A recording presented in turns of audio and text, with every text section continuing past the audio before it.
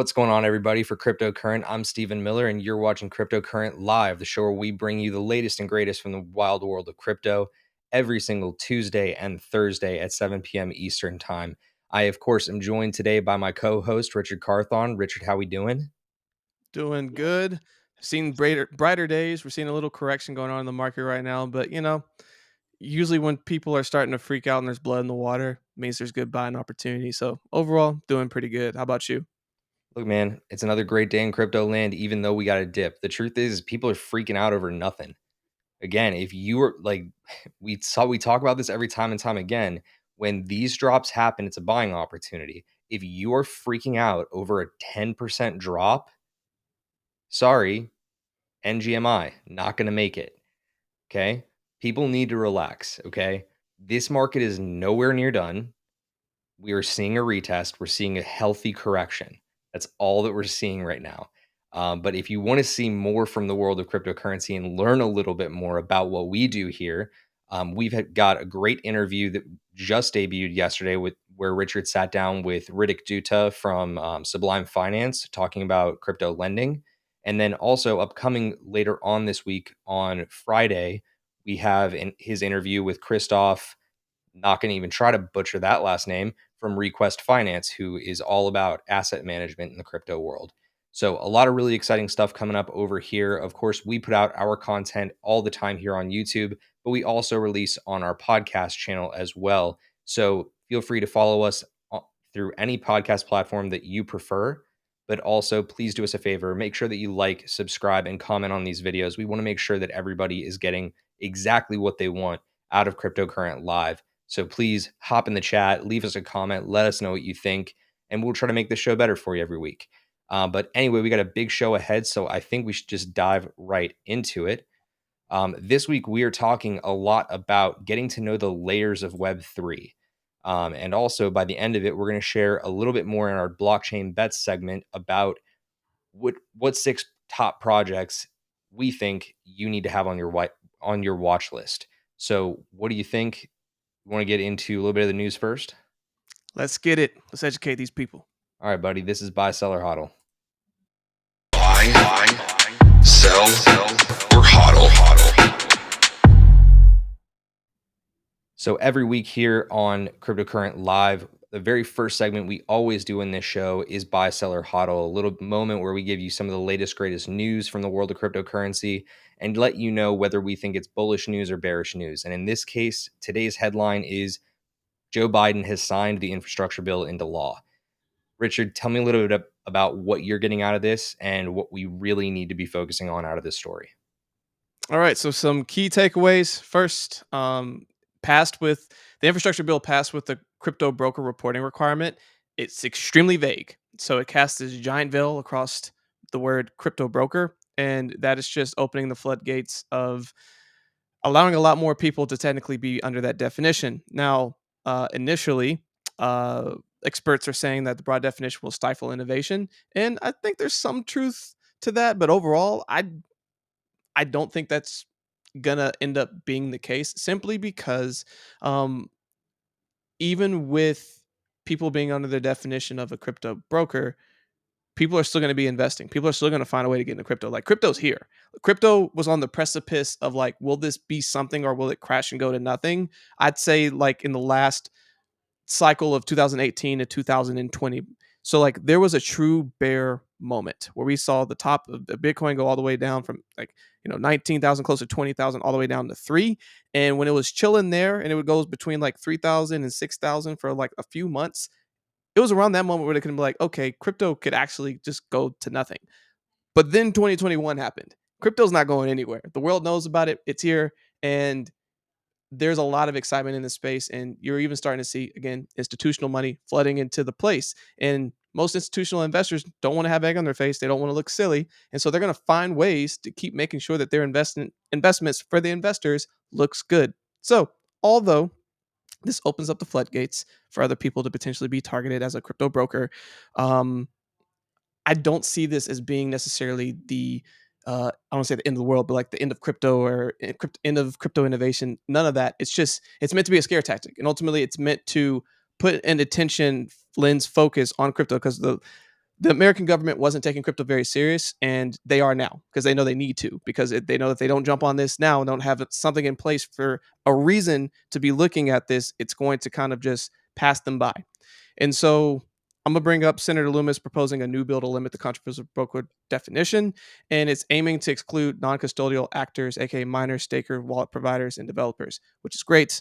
I think that's probably going to be extended even more so, but there are already active and proactive people within the U.S. Congress that are looking to dismantle this very vague crypto broker um, title, if you will. So, law experts believe that the provisions treating crypto as cash is deeply flawed. Um, Again, looking at this as an investment vehicle, as a lot of crypto is, and even internationally, could it be potentially seen as like cash? Sure, but as it relates to the states, yes, there are a lot of different um, places where you can use your crypto, like exchange your crypto and pay for things in crypto. And that's great. I think that's good for the innovation. But like ultimately, people are going to eventually see that, especially because most payments are done in Bitcoin. People are going to realize that Bitcoin's way too valuable to be spent in regular everyday transactions. So that will resolve itself. But I digress. Right now, there's 10,000 plus tax reporting. So there's it's almost impossible to do compliance with that. And then even again, if they're going to be looking at $10,000 transactions, what investors are going to do, even though it's going to take longer, they're just going to do $9,999 transactions. So it flies under the radar and just do it however many times that they need to do it. So again, even with all these systems, there are ways that they can be manipulated, but all the same, I don't see the infrastructure bill in this broad term as I'm saying to hodl this news. I'm not saying to buy or sell it. I think this is a hodl play. Again, none of this is being enforced, I believe, until 2023. Is that right, Steve? Or is it 2024? It was my understanding that it goes into effect Jan 1 of 2024, but I Right. do want to stop you for a second there, because I happen to actually disagree with a little bit of what you were saying. This is kind of like a first for us on this show. I'm not. I normally go contrarian to a lot of opinion in crypto, but I do it because I believe that we have much more upside. This is one of those things where like you have to make sure that you are seeing through the veil of media so that you can understand that like they are not trying to fud crypto by putting out these pieces. This is not China news, right? We'll get into China news in a minute, but with this, like they put these things in there into this bill because they wanted to fund the infrastructure bill. Like I want to make sure that that's abundantly clear. Our lawmakers thought they could sneak shit in so that they could get more money. That's what like the entire principle is behind bringing in new tax clauses. So with this entire crypto broker definition, it was intended to be broad. I'm really relieved that Loomis has already proposed this new bill. She's actually working with I think it's John Wyden, but I know it's Senator Wyden, who is the other side of the aisle from her when they were actually working on the amendment in the Senate. They've already come together and they've already drawn up a better definition of broker. That to me is really reassuring. So they are going to definitely resolve a lot of this between now and when it goes into effect in the latter part of 2023. The part that I disagree with is the $10,000 transaction reporting piece. I still think that's a really big deal. And the fact that they're not yet addressing it doesn't mean that it's not going to be addressed. I think that's the biggest piece that people need to be hearing here is that just because it's not being addressed right now doesn't mean it won't. A lot of lobbyists, a lot of crypto experts are coming out and they're speaking out to their senators. They're like seeking meetings, trying to get it reversed or trying to get it, I guess, better clarified because that is impossible, dude. Like there's no two ways to it. And as much as you want to think that like they're gonna do these $9,999 transactions to get around it, they're not. Anybody that's thinking that way is just gonna try and literally defraud it and basically avoid paying their taxes. That's the mentality of somebody that's gonna do it that way because the people that are currently being told that they need to report these styles of transactions they're larger entities. They're DeFi plays. They're actual brokers. A lot of the people that are out there that are you or me, but have a lot more money than you and I currently have, they're going to have to report on this stuff right now unless it gets reversed or a better treatment. So to me, I think that like that's the piece that we need to see get moved against very quickly here. But No. I'll give you an opportunity to like respond to that. No, I mean, you bring up a good point. So the way I look at it is there's a tax to being American, and you're going to pay taxes on things. And right now, they're going after crypto. If you are trying to not pay your taxes, you can find a way, and you can find a way, and you can do whatever you have to do to make that happen.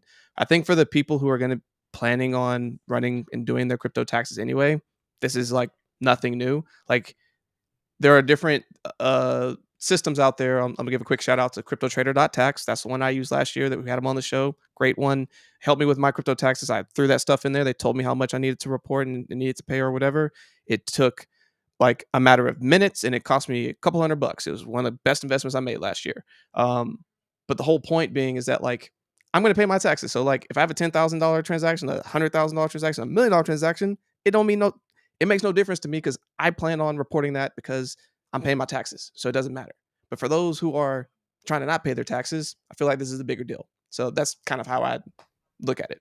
And again, there are a lot of platforms out there like that. I mean, I think that the one that I heard about most recently was Zen Ledger, and then there's also like another one called like NFTbank.io or something like that. The point is there's a lot of platforms out there that you can start tracking your taxes and report in an accurate way without overdoing it and killing yourself over it. But I agree with you on the tax reporting side of things. Like in this country, like it pays to live the free life that we have, and you have to take that on the nose. I'm not saying don't pay your taxes. What I'm saying is at the end of the day, our lawmakers need to be informed about the fact that what they're asking anybody that meets that criteria to report on is near impossible to comply with given the volume of transactions. Because again, what they're asking for here on this tax report, transaction reporting piece is that for every single transaction that is in excess of $10,000 US, they want you to report not just who the sender is, they want the transaction address, they want the social security number of that individual on the other end, they want their address, and they want all of the KYC information for every transaction. Okay, that's the piece that is Yeah. just that's the impossible bit. It's not like you can't just run an export and get all of those pieces out there. Like people are going to just export the entire transaction log and send the IRS the entire transaction log. Guaranteed that is what people will do. But to get that extra bit of all of the sender information, that's what makes it impossible. So Yeah, and that's where I you need to follow. fix Just sorry, that. just to give like a quick scenario with that. So I've used this thing called Simple Swap. So it's a DEX where literally they have a certain amount. You say I want to send, let's call it 1 Bitcoin, and in return I want to get whatever the equivalent is in Ethereum. So I set it up, and I'll give them my ERC20 address, and then they send me an address to send to. I send to that address, and then in return I also get that money back into my address. So like, there's no way I can report to the IRS who that sender was because I have no idea. Other than the fact that it was this Dex, I have zero idea if that came from an individual person, a group of people, a liquidity pool. I have no idea. So in that capacity, you're right. It's impossible. There is no way I would be able to report who that money, like what the end transaction came from. I can report what I sent to, but where it came from and what I ultimately got back, no idea. Mhm. And see that's like the big picture here is like people need to understand, okay, great, this is the news. Who does it affect? This affects DeFi most, right? It has to, because the entire point of decentralized finance is you're not necessarily having to trust in another individual. It's interacting amongst a network to get the financial means that you're trying to attain at that point, whether it's a loan or farming, whatever it is. If you're entering into that world, you can't get that information. It's literally impossible. So I see that as the government partially like putting a target on the back of DeFi, but the SEC's already said they're going to go after them. So people just need to be aware of it. Anyway, this is a hodl piece. We both agree on that. Let's move into some of these other top stories and at least make sure that they're on your radar. And if we need to dive into one of these in particular, Richard and I definitely will.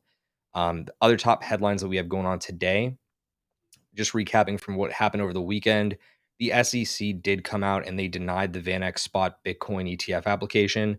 This is a really big deal and it's going to be appealed. Um, I'm just going to leave it plain and simple at that. There are a whole bunch of other applications out there for Bitcoin spot ETFs, and we've talked about that at nauseum on this channel before. Yeah, Um, BlockFi last week.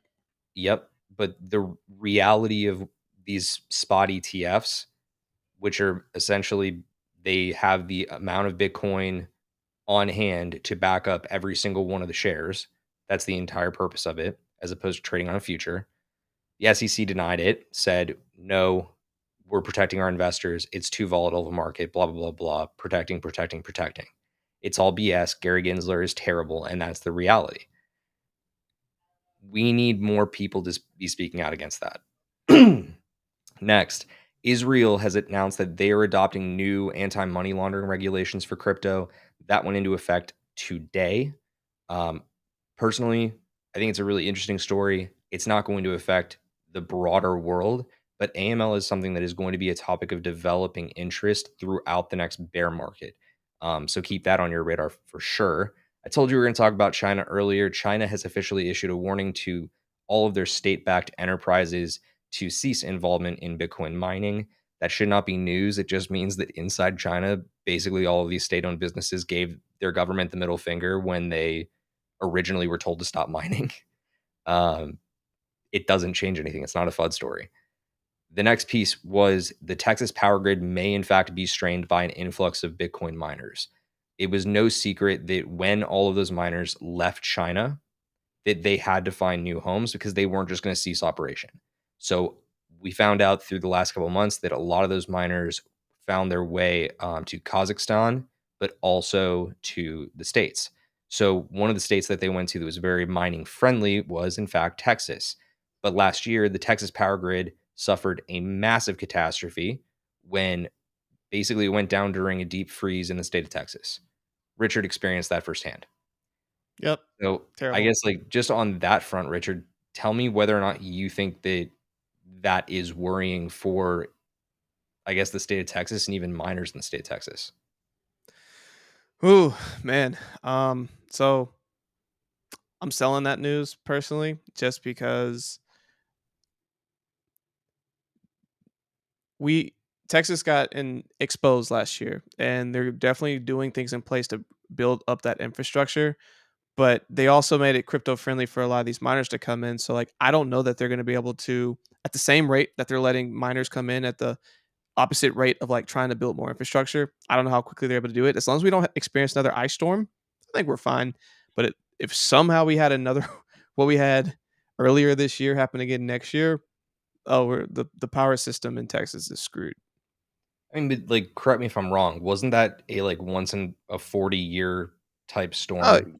yeah, like, the likelihood of it happening very low, but, another reason why I'm still selling that news is because, people are gonna the same thing like, even though it's a 1 in every 50-year type of deal, the amount of energy that Bitcoin takes, like, if enough of these miners are put up, it could be like the same type of situation where it's like this ice storm is happening, but it's broad daylight and it's the summer. So like that's why I'm selling this news because if they don't kind of start to figure out what that cap could look like, we could see an issue, especially as we go into these winter times. Yeah, it'll definitely be interesting. And I think that the study that people need to start paying more attention to is the percentage of those businesses in Texas that have brought Bitcoin miners to Texas that are running on renewable sources. We need more information on that. I will be doing some more research into that and I'll try and get back to you with that so that you can be more informed on it. Other news that we have in the headlines right now include Injective Protocol, a really great DeFi play, has announced that they're officially launching their mainnet today and have also told their community that they will be beginning a $120 million DeFi incentive program for development on Injective. So that's very cool. Final piece of news literally broke earlier today, and that was that Coinbase has now added 3 new coins. They are big. ALCX, which is Alchemix. Our friends over at Token Metrics have been really high on Alchemix for like the better part of the last 6 months. Definitely do your research on that if you are into smart DeFi plays. Gala, which is a gaming play. Chris, of course, is skeptical of everything gaming and crypto, but I will tell you that they are a development studio. So basically, they're bringing in a bunch of titles to crypto. That's their entire purpose. They have a game out right now that just started selling NFT property called Spider Tanks. It looks sick as hell. Definitely do some research into Gala, but this is a new entry point for individuals in the primary markets to get their hands on Gala. And then if you have not been under a rock in the last week, you've probably heard of ENS. ENS is the Ethereum name service token. It's their governance token. And Richard, I don't know historically if there's been a quicker adoption of a coin by major exchanges. I told you this last week after the announcement came. If they get the Coinbase listing in the near term, this coin is going to do ridiculous things. What do you think? Did you see this coming? Oh, dude, I'm buying this simply because, and again, no financial advice ever. These are our own opinions. Um, the Coinbase double is a real thing. I've said it multiple times in the past. I will continue to say this until I'm blue in the face. Pretty much any project that comes up on Coinbase at whatever set price it comes in at some point it will double. If you go back in history to every single coin that has ever come on Coinbase, just because you're now on a more liquid platform and more eyes are on it, more people now have access to trade on it, typically within 6 to 12 months, sometimes a lot faster, you see it double in price. So I think, you know, 3 solid projects right in front of you. Oh yeah, for sure. And again, like for perspective, for those who aren't familiar with this coin, because again, it was up until a couple of days ago not inside the top 300. Now it's a top 125 coin, literally on launch, which blows my mind.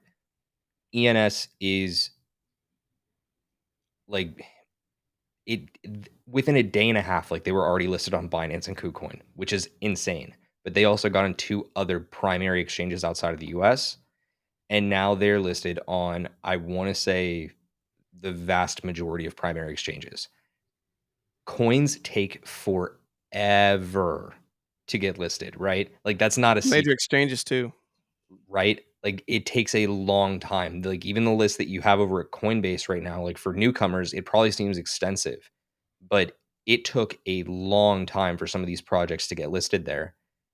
And the fact that ENS has done this in a week, like a week, that's just it's silly. So I'm fascinated by it. I personally have a bit of ENS. I'm not again giving financial advice on this. I think that it is a project that is going to have definite legs in the long run, though. So, look, that has been Buy Seller Hodl for us this week. If there are other headlines that you would like us to cover in the future on Buy Seller Hodl, we will be back, of course, on Thursday with the next edition of Cryptocurrent Live, where Chris and I will be sitting down to talk about more news and also, of course, our other 2 segments, which are Two Bulls, One Coin, where we get into taking apart one specific project for you live, and then also the Aftershock segment where we talk about the biggest news of the week. So if you think that you know the biggest news of the week and you want us to cover it, leave us a comment below and we will make sure that it's on our radar and we will cover it for you on Thursday.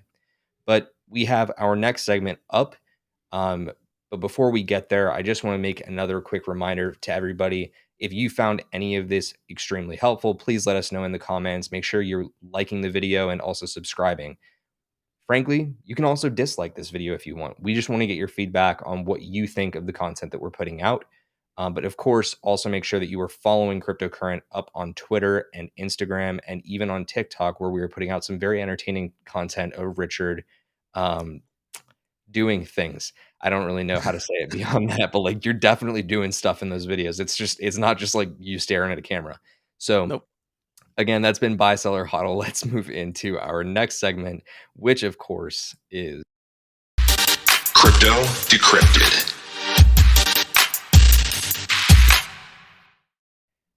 every week on our Tuesday show, we bring you Crypto Decrypted. Crypto Decrypted is where we like to break down one big topic And this week, Crypto Decrypted is tackling navigating blockchain's layers. So when we talk about layers in this space, it's important to understand that we're building on the infrastructure of the internet, right?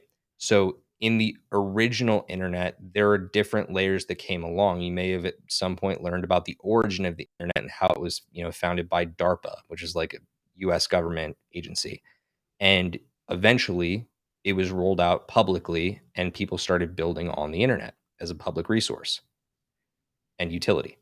So when we talk about layers, let's start to paint this picture real quick. Richard, give me your take on simplifying layers for our audience. All right, so we have layer 0, which I'll let you explain that in a minute. Layer 1, layer 2, and layer 3. So first, let's look at layer 1. This is your baseline protocol. So we look at, for example, Bitcoin, the original OG, how crypto all started. Its base layer 1 protocol only does a handful of transactions per second, whereas compared to like a newer age layer 1 protocol of Solana does like think close to like 40 to 50,000 transactions a second. So it's just a scalability of how fast can transactions, how many concurring transactions can happen all at once. So then layer 2 is a protocol that's built on top of layer 1. It's usually to help with scalability, usually that platforms can be built on top of. So for example, Ethereum layer 1 protocol is there. Then you have layer 2 that's built on top of it. So you have like ERC20 tokens, so NFTs. If you are familiar with those, that's like a layer 2. So then you have protocols that are then built on top of that. So for example, you have Ethereum that was built, and then on top of Ethereum, you then have Polygon, and then on top of Polygon, you have Matic. So getting into like layer 3. So 3 layers above where you originally started. So that's kind of how, just at a base level understanding, those are where the layers start. And then, Steve, I'll let you talk to layer 0.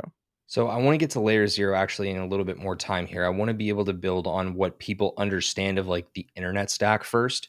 But your definition was pretty solid there for what we need to at least start getting into your head. Um, the thing that people need to start with, at least in my opinion, to really understand the depth of this is that the way that the internet was built, it was built as a stack. Like literally, there's a stack of different pieces that enabled the internet to do the things that it does today. So that is what is called the OSI stack. And it starts from the base layer down there, the physical layer, and it builds up to the application layer. So we're just going to run through this real quick so that you can understand at the origin of the internet, we started with the physical layer. People had to build a layer where it controlled the stream of all of this data over hardware. So like it was all connected by cables that they ran under the ocean from, place to place to transmit data at really high speeds. Now we're starting to do that via satellite, but that's the physical world layer. Then you get to the data link where the computers are essentially formatting that data on the network live so that it can be translated between devices. Then you have the network layer. That is effectively determining, okay, how am I going to get the data that was just translated from point A to point B? Transport layer, duh, we're transmitting data. Session layer, we're starting to control what is considered port connectivity.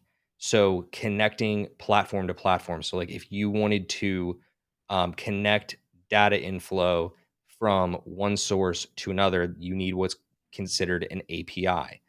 That starts to get into play here because again, we're talking about porting data from one source to another. Presentation layer, this is where we're starting to get into what you see on typical user interface, whether you're using Facebook or you're even just using like different like Google Slides, Google Docs, Google Sheets. All of that is like the surface layer of data formatting, and then also encryption, making sure that your data is secure and private.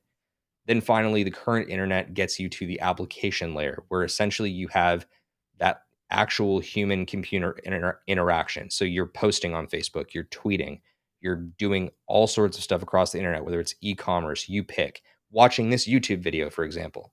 Um, That is how it was built, and it could not get to the application layer without having a data link layer. You couldn't get to the presentation layer without having a physical layer. It has to be built like that.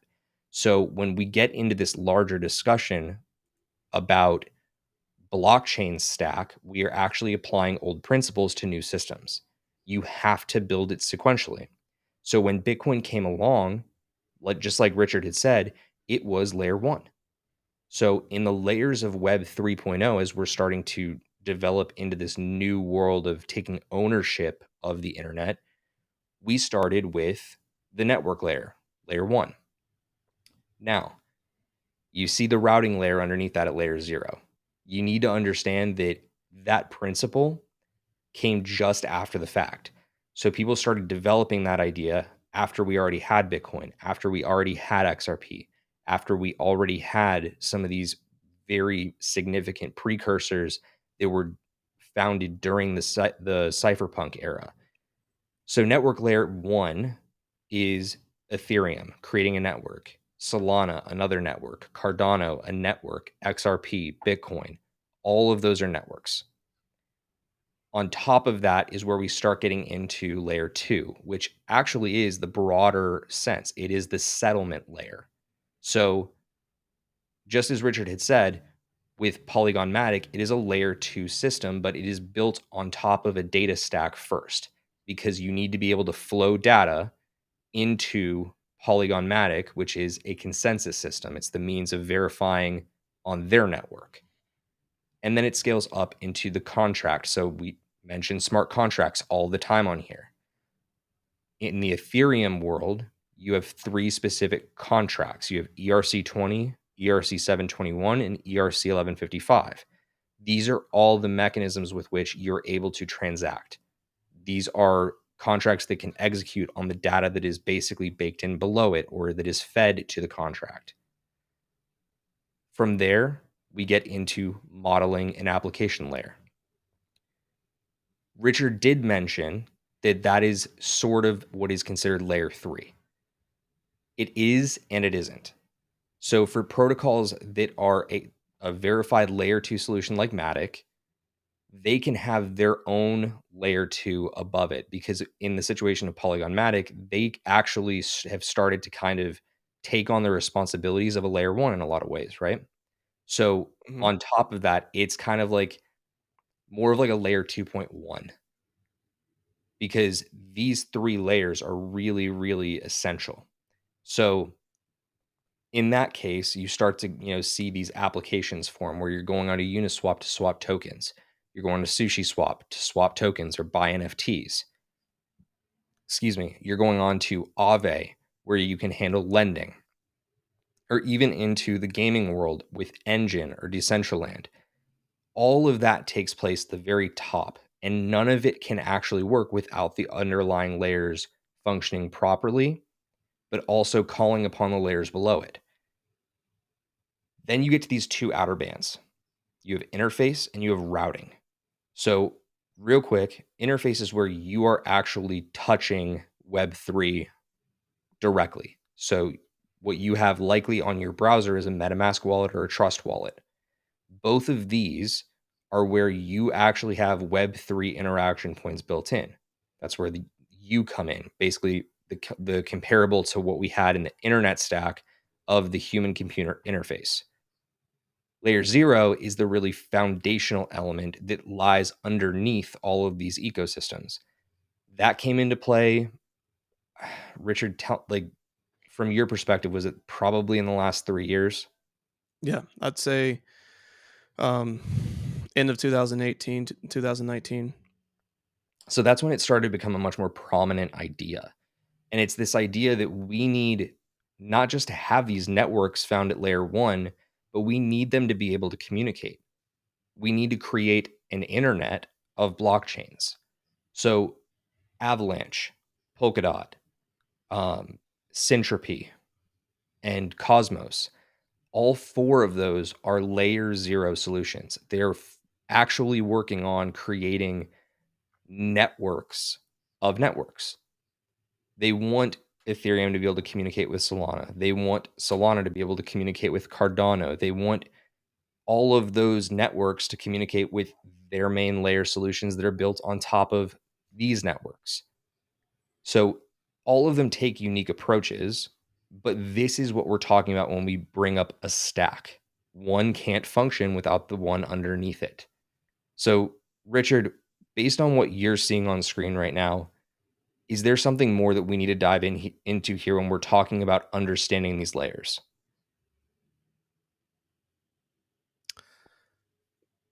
So when I'm looking at this, I mean, I think everything builds pretty nicely on top of each other. But there are some other elements that are coming into this within different ecosystems that I think there's definitely some more that we can unpack. Okay, what comes to mind? So, well, I mean, it might be outside of the scope of this, but like, I think of things of like parachains, and you also just think about like things like ZK rollups, and that's going to be its own world. And we're going to unpack that at a different time, but not to throw too much of a wrench in this, but like as this just succinctly goes through. And of course, for everyone that's listening to this on the recast, highly recommend that you go check this out on our live YouTube, so that all these graphics make sense. But like, again, looking at this, I mean, this looks pretty solid. Again, the only thing that like I might push back on just a little bit is like, at what point does layer 2.1 become layer 3, or like are they interchangeable? Yeah, it's just, let's call that gray for now, but we still have a lot of ways to go on the rest of the layers that are, I'm sure, to come. Yeah, I mean there are plenty of layers that are theorized on top of this. I mean, and that's like written out in scientific papers. That's why I'm trying to make sure that we drive into, okay, what do we know right now? Right? Yeah. If it's going to be developed as layer 3, like it's great, like it'll be developed as layer 3 and we'll cover that on another episode. But I do really appreciate you bringing that up though, that if you're listening to this on recast, we have graphics for all of this over on YouTube. And we will also make sure that it's posted on crypto-current.co in our recap of crypto decrypted, which will be coming out on Thursday. So what you were saying there with things like ZK rollups and and parachains, you're right. We should cover it in more depth later, but I think it is worth at least mentioning that parachains are something that is a new methodology that's being specifically rolled out through Polkadot, which is a layer 0 routing platform. Now, Polkadot was also developed on the same basis as Ethereum in a lot of ways, but parachains are what enable connectivity. It enables all of these new players to come in and start to be an innate, like a connectivity enabled DeFi ecosystem, or like starting to enable it to like put its tree branches out and touch other networks. So you need to just start to think about it that way. But the big word about routing is connectivity and interoperability. So that is the entire purpose of layer 0, and I think that can tie that up pretty concisely for today. ZK rollups is an entirely different animal. And we will attack that a Uh, different day. it's so big. So again, we just dove deep, right? We just covered a lot of information. It's it's not the most sexy thing in the world, but I want to dive into two questions real quick. And the first of which is, what is the actual value of understanding blockchain layers? So, what is your take on this question? In order to explain it to where the future is headed, you have to understand your past. You have to understand the foundation. And a lot of people, when even thinking about like how is a city built, you think about the infrastructure between cities, and like also understanding like where traffic's going to flow, also understanding where water's going to flow, everything like that. There's a lot of planning that has to go into that so that you can keep building on top of it, whether it is buildings, whether it is places to live, etc. You have to understand the infrastructure of how crypto and blockchain is being built out, because as you start to understand how it all is kind of being built out, you can kind of see where there's voids, you can see where there's opportunities, you can see where certain projects filled a certain void of a particular layer, but where others have failed. Prime example, and again, I might be a broken record here, but I'd like to bring up Solana just because I've used it and I've just seen how much better it is with all these gas wars. Like, Solana saw all the great things that Ethereum did, and they were like, how do we make this faster and cheaper? And they said, okay, let's just make sure our base layer 1 is faster. And that's exactly what they did. And so you'll start to see other projects start to look at different layers within the blockchain crypto ecosystem and identify voids and say like, how do we make this more efficient? Or hey, this hasn't been built yet. Here's a true problem. Here's how we fix it. And that's how you can start to find some of these amazing projects in the space that make a ton of sense. May take time to build out, but once executed, can turn out to be absolutely amazing. Yep. And see, I think that the way that you just said that, Rich, it really does sum up very clearly the value of understanding blockchain layers from a creator's perspective or like an innovator's perspective. But just so that you at home know this, it also does in fact apply to you. Even if you are just starting to explore the world of blockchain and cryptocurrency, understanding blockchain layers applies for a very similar reason. Because if you're going to go and invest in something and you want to start to understand the language with which they're going to try and sell you on their platform, you should know what it's built on. You should know, okay, this I'm really interested in getting into immutable X. They build themselves as a layer two protocol that makes NFTs easier to move on the Ethereum blockchain. So, what necessarily goes into that? You should start to understand the things that make it possible.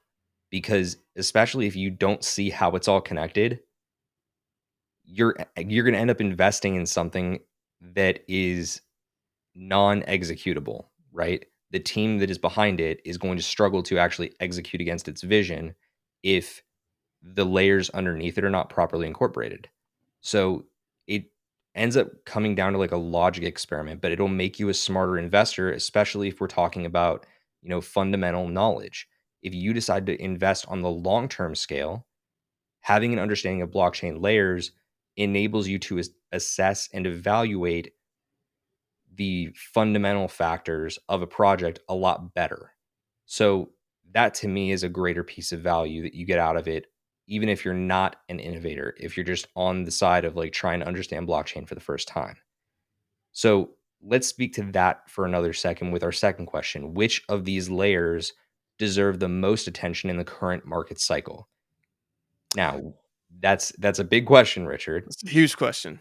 Okay. Um, So understanding that we have a limited timeline left and what is currently happening in the market and evaluating the current trends, which of these layers deserve your attention? right now, if you're trying to, depends on what your goal is. For me personal, it's how do I make as much money in these next couple of months before the end of this bull cycle wraps up. So I think the most opportunity right now is in layer two. Um, I think once we get back into bearish opportunity, a lot of that's going to go back to layer one. um, and looking at how they're going to continue to build their infrastructures that then make the layer twos and layer threes even better. So I also would say that potential layer threes during the bear cycle could be pretty instrumental as well. So I think right now the big plays in layer two. What do you think? So before I give you my thought, I want to ask you more specifically, and just for the sake of like reviewing the actual graphic that we put together, when you are talking about layer two, understanding that is hmm that entire settlement layer, what specifically within that layer are you speaking to? Like, give me three projects that pop out as, layer two solutions that are going to be valuable for the rest of this market cycle. So it's going to be applications for me, and it's also it's applications are going to be the biggest one, in Okay. in my opinion. And then after that, potentially data, but I think data is probably going to be a bigger play come the bear cycle. Okay. So I mean, there was one other piece that you had mentioned that I just want to make sure I point out for our listeners. You did mention some of like the scaling element within layer two. So that would, of course, be speaking to things in the consensus systems as well, like Phantom, Immutable X, Polygon, and Terra. So I just want to make sure that I'm echoing what you had just said. Can- Yeah, you are, and I still think Terra's and Polygon are going to be just absolutely massive.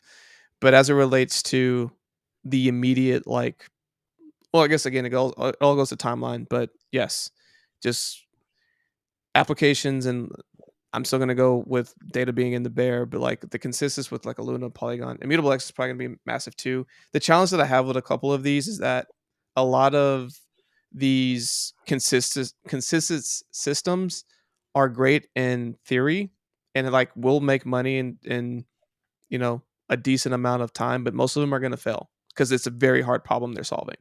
And so it's like, how do you pick the right ones? I don't know that you necessarily can, but if you do, you're going to do extremely well. But like consistent, consistent systems are extremely hard to solve. I would agree. I think that there's one piece that people need to be thinking about more often than not, and that's when they're evaluating that question of consensus is more so like where is TVL right now? TVL, of course, meaning total value locked.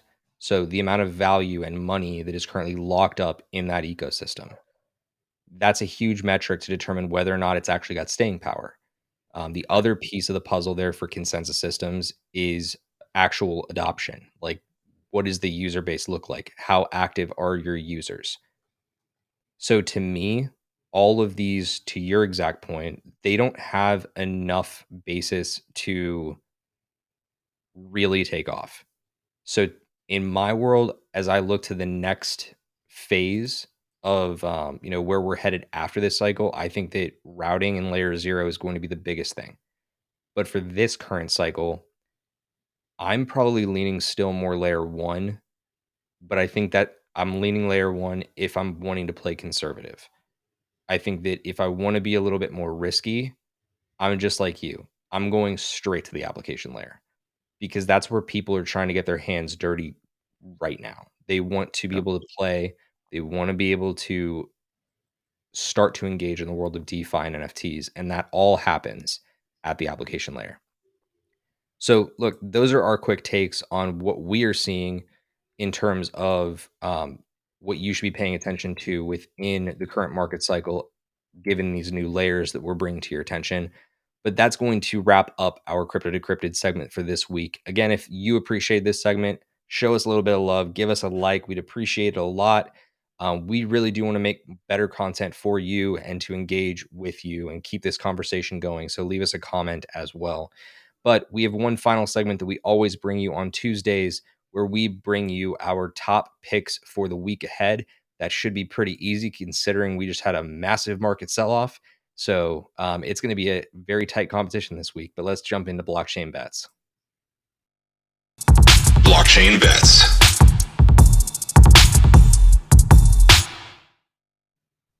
So this week, just like every week on blockchain bets here at Cryptocurrent, we bring you 3 picks each. Richard will give you his top blue chip pick, which is a project that is valued in terms of market cap in the top 50. Then he will bring you a mid cap, which is going to be from projects 50 to 300. And then last but not least, we will get very, very speculative because, again, as I like to say on this channel, we are your crypto commentators and financial speculators. We'll get into the most speculative. That, of course, is the DGen Casino of anything that has a market cap 300 and above. I, of course, will chime in from time to time and give you my picks, but let's get into the experts' picks, shall we? Richard, what is your blue chip this week? All right. So my blue chip is going to be Polygon Matic. We talked about it earlier. We're talking layer two. We're talking scalability.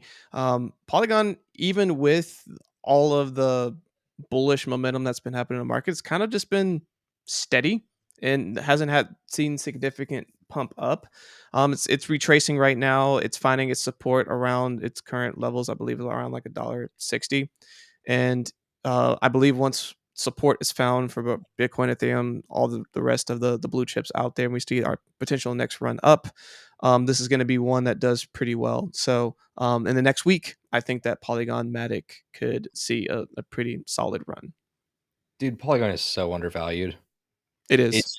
It's not even fair. It's going to be used for so much more. You have so many gaming plays that are being built on Polygon.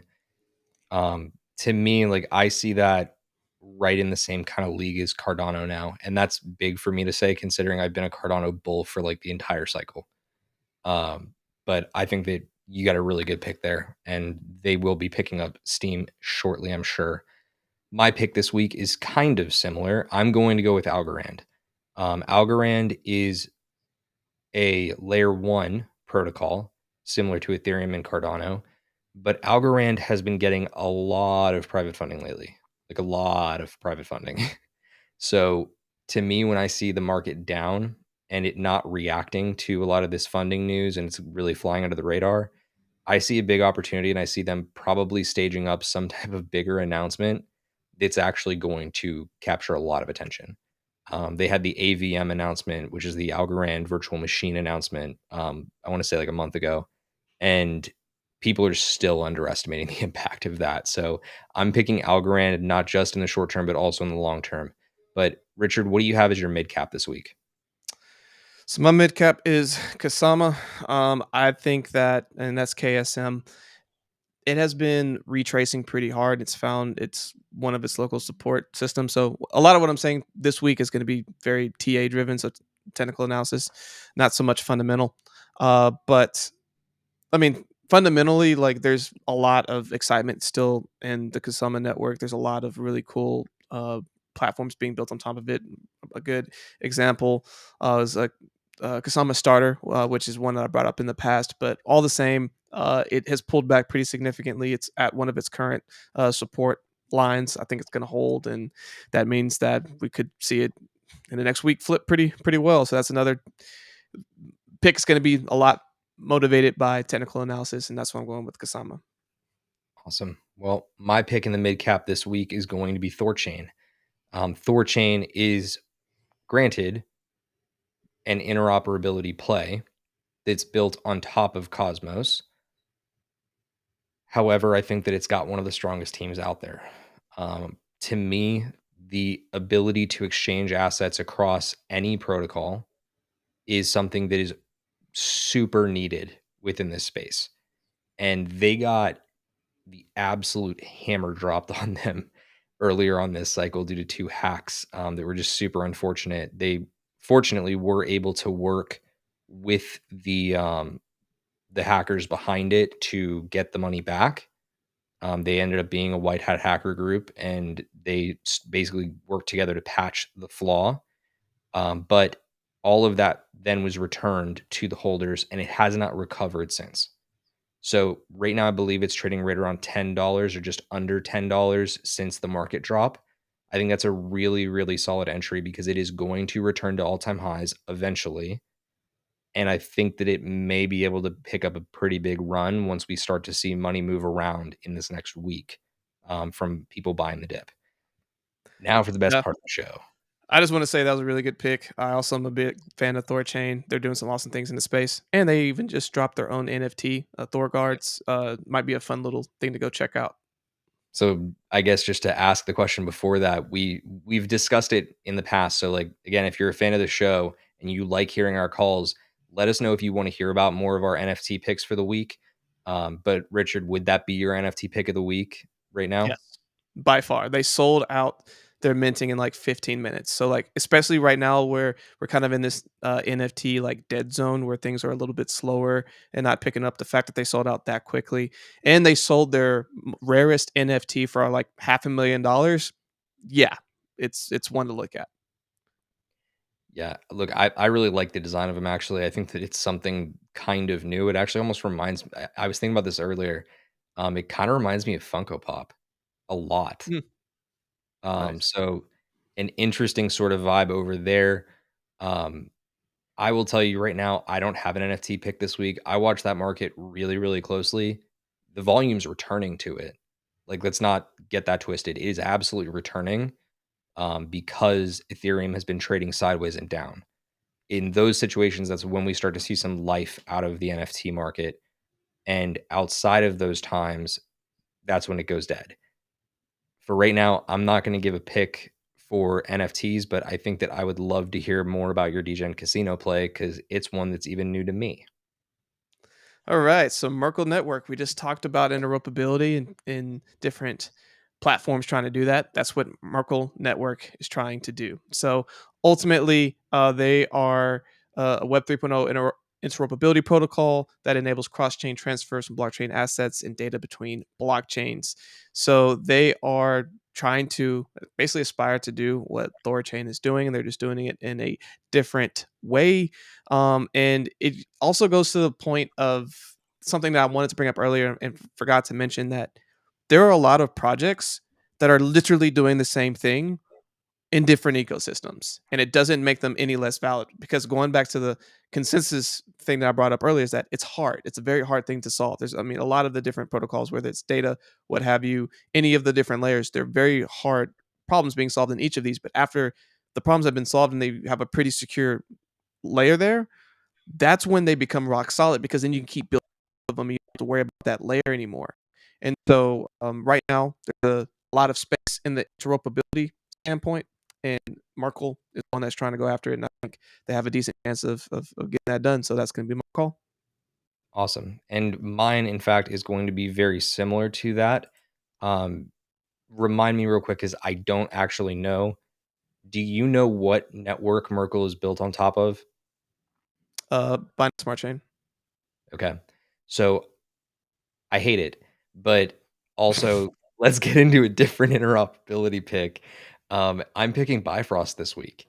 And the reason that I'm picking Bifrost is because I personally believe that you deserve, as a viewer of this channel and a listener of our market musings, to hear about an interoperability play that's built on a chain that does not suck.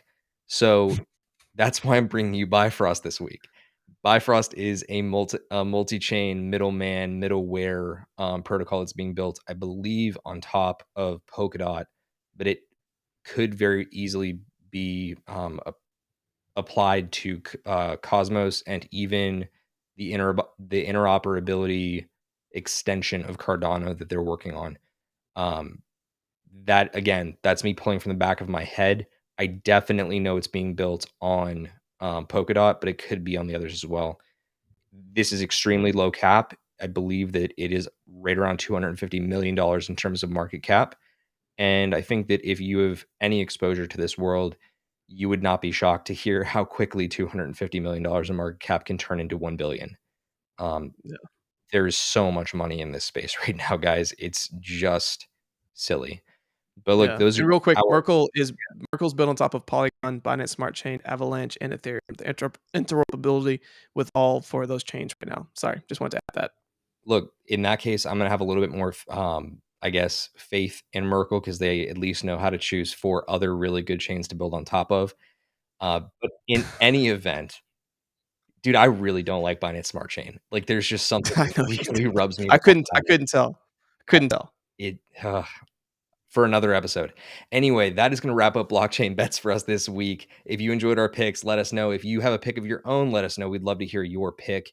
But you've got those picks right now. Those are Polygon, Algorand, Kusama, Thorchain, Merkle Network, and Bifrost. So before we go, we always like to give you a quick run through of the announcements for the week. And we want to make sure that you have these bits and pieces on your radar.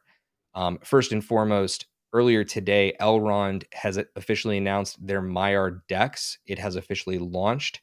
If you want to start getting into the Elrond ecosystem, that is going to be your platform of choice to be able to exchange Elrond application layer tokens.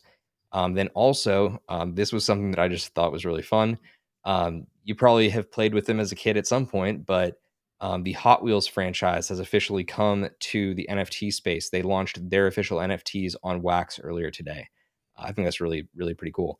Again, we also put out content here in the form of interviews where Richard sits down with some of the best and brightest in the crypto world. This past Monday, he sat down with Riddick Duda from Sublime Finance. And on Friday of this week, he's going to be sitting down with Christoph from Request Finance, that is an asset management protocol. Really exciting stuff that Richard always likes to bring out there. But of course, I'm going to flash it on screen one more time before we call it here. You can, of course, follow me at Steve Miller _PHX over on Twitter. You can follow Richard at Richard Carthon on Twitter. You can, of course, find our socials for Cryptocurrent up above. I will not read them to you. You can figure that out yourself. But we will be back with another Cryptocurrent live this upcoming Thursday, where Chris and I are going to sit down and bring you the latest and greatest in crypto. Please do us a favor. Make sure you like, subscribe, and comment. Tell a friend. We would love it if you'd come on by and learn a little bit more about crypto. And in the time being, please do us a solid. Stay cryptocurrent. We'll see you next time.